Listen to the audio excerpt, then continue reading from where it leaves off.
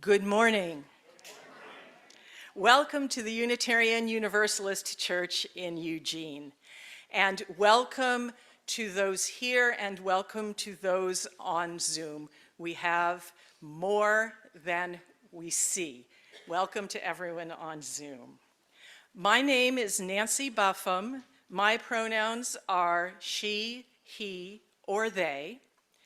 And I am a medium tall person wearing a multicolored dress, and even though we're honoring summer, I'm wearing a thermal underneath it. And I and a number of people in the service are wearing garlands of fresh flowers around our heads or around our necks. If this is your first time here, a special welcome to you. There is a handy guide to Sunday worship that tells you all about the service. If you didn't get one, you may raise your hand and a greeter will make sure you have a copy now. Come we now to the sweetness of spring, the union of life and beauty wherever they lie. My Lord and Lady beckon us, remember the secrets of the woods. Their laughter now heals us, but all joy and promise of bliss attain we not, till each lady and lord here be crowned queen and king. Now taste the flavor of life, seen and unseen. Let us carry this gleam of love's wisdom through the forest bowers, today, tonight, and even unto our final flowering.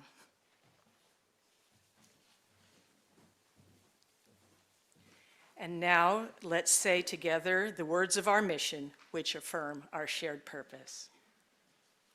Empowered by love, we transform ourselves and serve our world.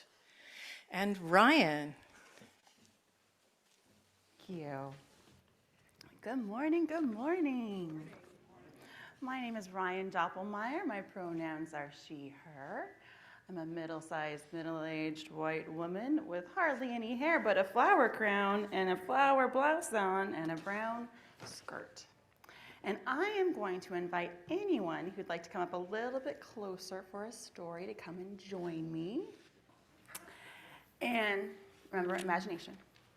And we are going to become flowers and bees and butterflies and mice and bunnies and lead this parade to the chapel. Do you think you guys could do this with me? Yeah. You can be a snake if you want. Yeah. I'm in. Okay. Just giving you a little heads up. Okay. So now I want you to imagine a time. You could close your eyes if you want. Imagine a time long, long ago, before PlayStations, or cars, or phones, or electric lights. Yes, Queen. People lived a little bit differently. No. What about Nintendo? No, before all of these things like video games, or air conditioners, or convenience stores, or alarm clocks, or to-do lists, or calendars, or phones in our pockets, folks had to rely a little bit more on the natural world around them. So no electricity? No electricity. What? That's easier to No, there is just lightning. going through everything. There was lightning. All right. There If you was lightning. If you don't have electricity in your home, then it's a little bit easier to pay attention when the sun starts to set a little later in the day, right? Or starts to rise a little bit earlier in the morning. Don't you think? When you grow most of the food that you eat, it's easier to notice that last morning freeze or the new buds on the trees. So a long time ago, people used to celebrate the turning of the wheel of the year and the changes that came with each season. Right? So right now, we are at that one up on the right, Beltane. Not quite my first yet, but we're celebrating Beltane today.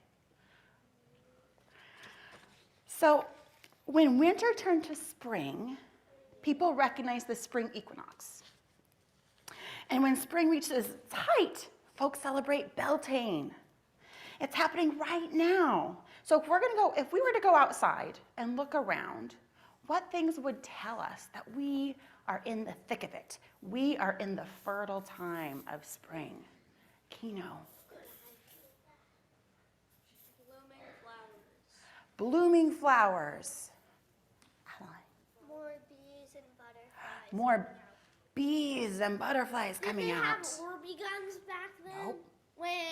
Elliot, what do you think? Grass. Grass. Green, green grass. Toby. Snakes. All about the snakes. Jaxie. Sunshine. Sunshine. Yeah. I think you guys mentioned all the things I was going to say. Yeah, you guys are on it. You've been paying attention. You've been paying attention. Yeah, flowers are blooming. It's lush and green outside. And we might start sneezing from all the pollen in the air, right? I know, a few people have problems with that. So, but that's a beautiful time because, yeah, flowers are blooming. Bzzz. Bees and butterflies are pollinating, so we have some beautiful, wonderful fruits to eat later in the year. Flower, anyone? Bee, anyone? Bzzz. Animals have emerged from their winter rest, and lots of new babies are being born. It's that kind of year, kind of time. So we've got bunnies, we've got mice. Anyone? Yeah, yeah. And people celebrate this festive time by wrapping ribbons around the maypole, which we're going to do in the playground next weekend, next Sunday. Leaping over a bonfire and recognizing the union of the earth goddess and the green man. It is a beautiful, colorful time. Rainbow ribbons, anyone? Yeah. Oh, yeah. See, the rainbow ribbons come out. We get a few more volunteers. Oh, yes. Oh, yeah.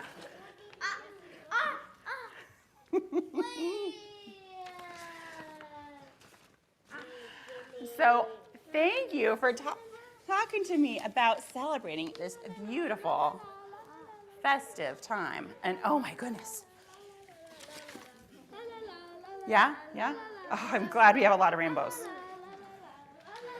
So now, we're going to take this energy, this fertile springtime energy, and we're going to leap over our bonfire. And we're going to head to the classrooms. And some drumming is going to lead us out. If you want to stay here and be in the rest of the service with the adults, totally fine. You're very welcome to. And if it's your first time with us, please invite your grown-up to come back so we can meet them. All right, so we're going to take a look at this bonfire. Be careful. Fire danger, right? Watch out. You don't want to get burned. I'm going to put it right here. So fiery. We're going to put it right here. And we're going to wait for a little bit of drumming. And we're going to carefully leap over it and head to the chapel with our teachers. Who wants this and this? You. Here, take this.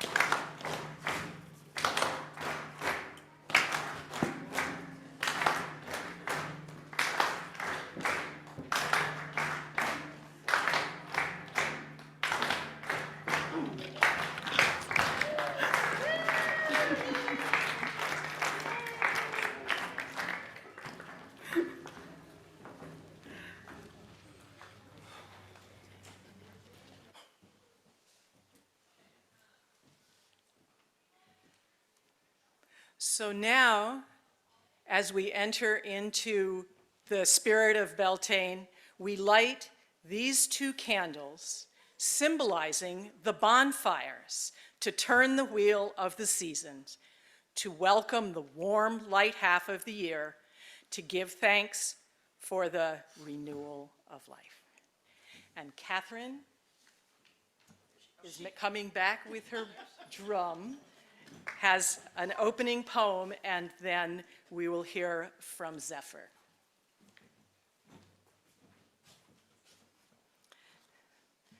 Now let earth be renewed as we till and plow and plant. The blessed rhythms of earth hearken to divine. Now blessed be all blossom, all fruit, all grain, all vine. The Lord of life and the Lady of love say, it is so. For now 'tis enough to walk in love's sweet dream. The land of heart's desire lies all around us. These glittering people will soon traverse other halls, and the smoke of longing will linger in our clothes. Good folk, if we go now, listen to the trees speak, and lo, you may find love again.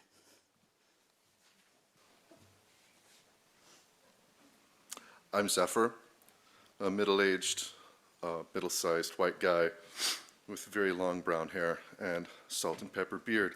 Today I'm wearing a Ganesh shirt with blue sleeves because Ganesh is fresh. I invoke the spirit of the Unitarian Universalist Church in Eugene, the genius of this congregation that empowers us to good works, the flame of community that each of us carries to shine as a light for those around us. May we help shape a better world now and for the future. Over centuries of misinformation, demonization, and social approbation, the word pagan has become a slur against those who had not accepted Roman Catholic hegemony. Today, it is a general term for nearly any faith practice not associated with the Christian Church.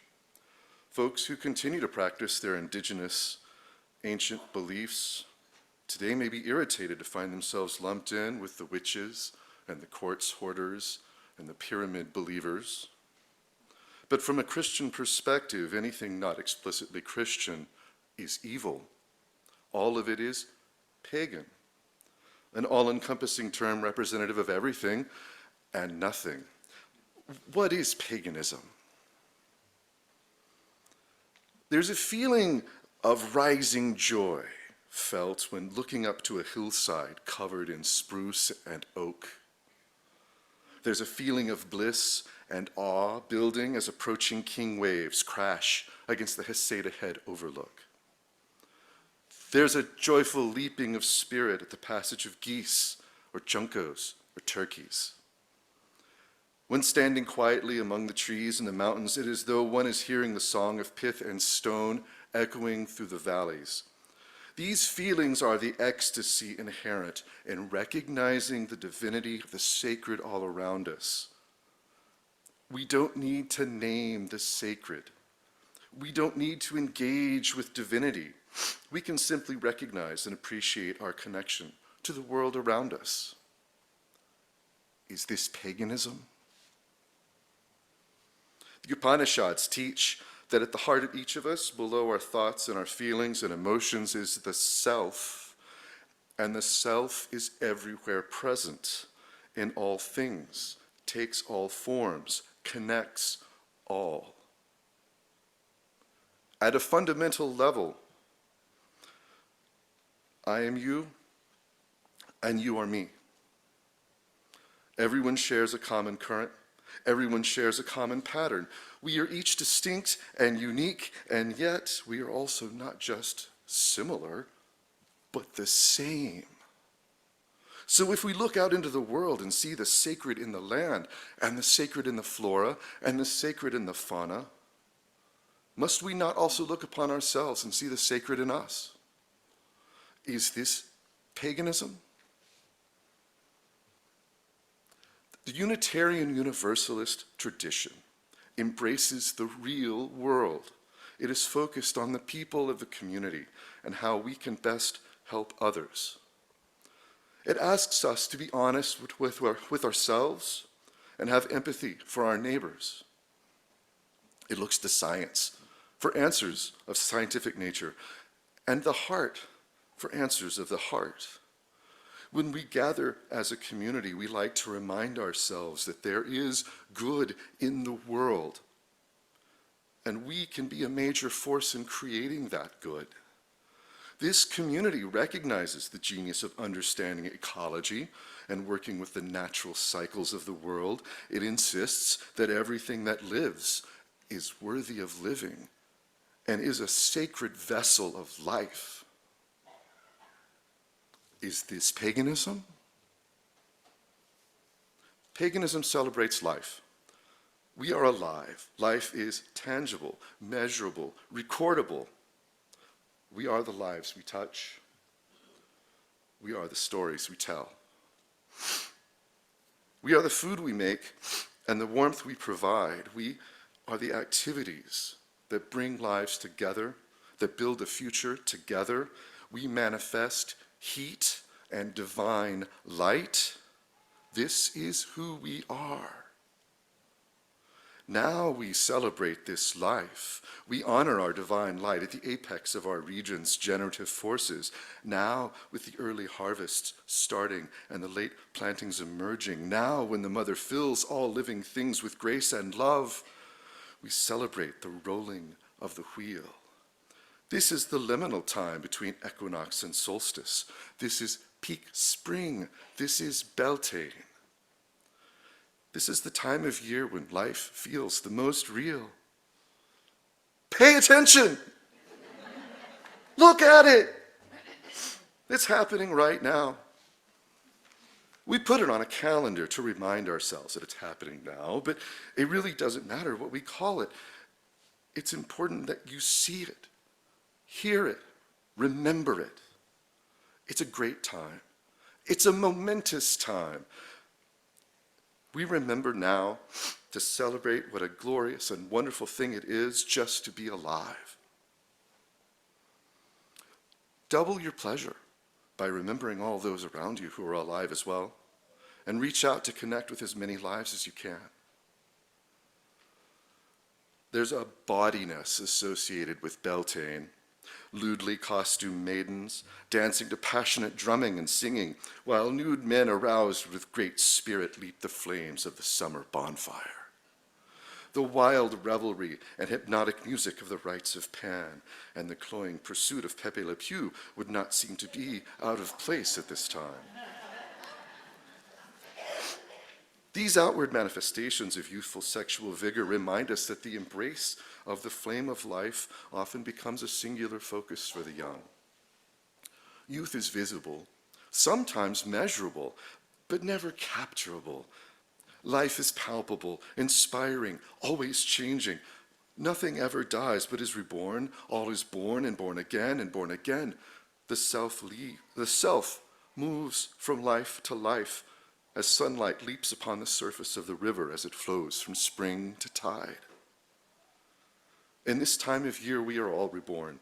We are suffused with light and delight and pollen, so much pollen. We can taste the light in the fresh berries, smell the delight in the air from the flowers and the herbs in every garden. The sun fills us with energy. The rain nourishes our hearts. We invoke the youthful vigor of the young adult just in their prime, sexual passions at their peak, the bonding and regeneration of life repeated endlessly and everywhere. May we be reminded each day of the joy of life. Regardless of whether you consider yourself pagan or even spiritual, I invite you to take advantage of the opportunity to think for a while about life, to really look at the people around you, to really listen. You don't have to be a pagan to live with your eyes focused, your ears alert, and your heart open.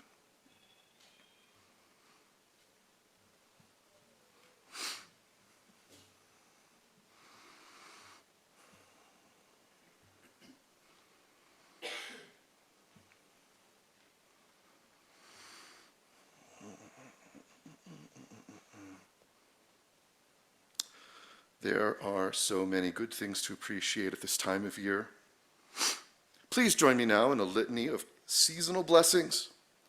We invite you to respond with, "Let us rejoice."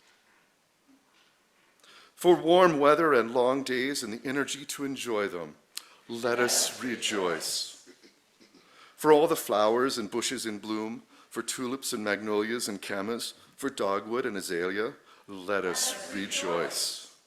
For the feathery leaves sprouting on trees, for the greenness of growing things, let us rejoice. For spring fever and falling in love, let us rejoice. For romance and passion, let us rejoice. For the miraculous fertility of the earth and all the plants and animals and people, let us rejoice, let us rejoice. Now let's see if we can share a mic going back and forth. This is part of a service that has been mixed here with the covenant of Unitarian Universalist Pagans, the members of this congregation that are part of CUUPS. At a traditional May Day in England, young men and women of the village enjoyed bringing in the May.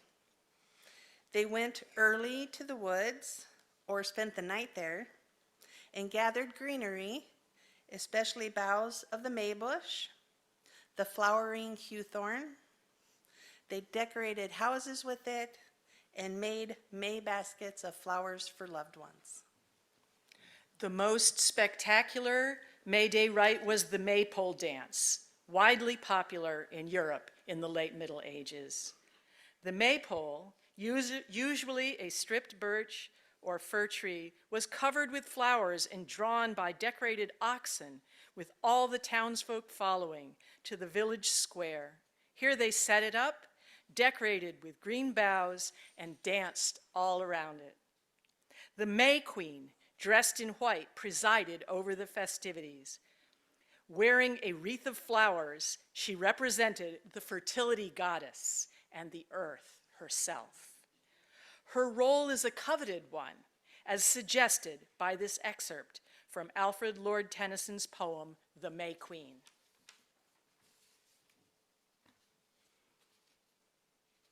You must wake and call me early, mother dear. You must wake and call me early, mother dear. Tomorrow will be the happiest time of all the glad new year. Of all the glad new year, mother, the merriest day. For I am to be queen of the May, mother, I am to be queen of the May. Little Effie shall go with me tomorrow to the green, and you'll be there too, mother, to see me made the queen. For the shepherd lads on every side'll come from far away, and I'm to be queen of the May, mother, I'm to be queen of the May. The honeysuckle round the porch has woven its wavy bowers, and by the meadow trenches blow the faint seed of cuckoo flowers. And the wild marsh marigold shines like fire in swamps and hollows gray.